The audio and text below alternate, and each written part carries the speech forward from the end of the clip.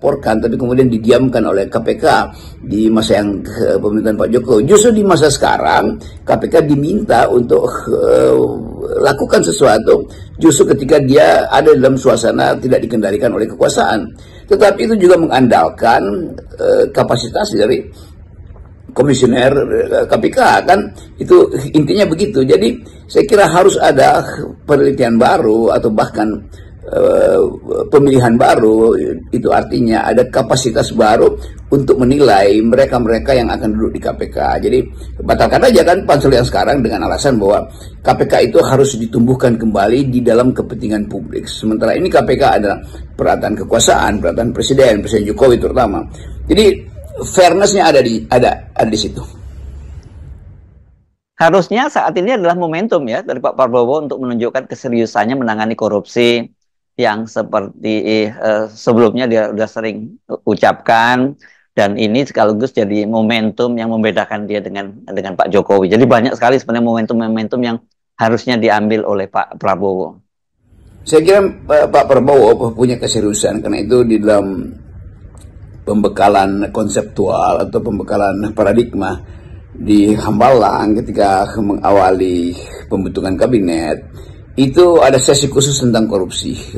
Seorang perempuan dari Bangkok ya, yang memberi briefing tentang apa itu integritas, dan itu sangat teknis briefingnya. Dalam teknis artinya detailnya mudah ditangkap, dan paradigmanya justru sangat filosofi sangat dalam tuh, bahwa integritas itu artinya kuat, kokoh, tidak boleh dipatahkan oleh politik. Nah, KPK juga kejaksaan mesti ada dalam kondisi yang sama.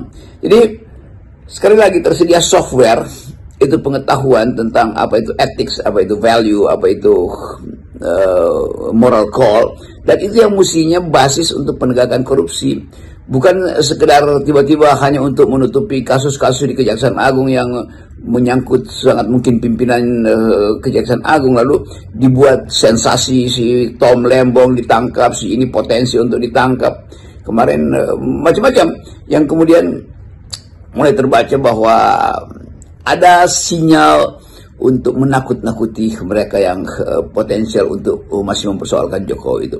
Jadi itu intinya tuh. Nah, saya tidak ingin ucapkan bahwa kepentingan masyarakat sipil itu hendak diloloskan melalui kabinet Pak Prabowo, tetapi kita hanya ingin tagih bahwa Pak Prabowo sendiri yang mengucapkan bahwa kekuasaan itu tidak boleh disalahgunakan, dan kekuasaan KPK, kekuasaan Kejaksaan Agung itu yang potensial untuk disalahgunakan justru karena di dalamnya masih bercokol, istilah bercokol tepat enggak ya, masih bermukim kekuasaan Presiden Jokowi.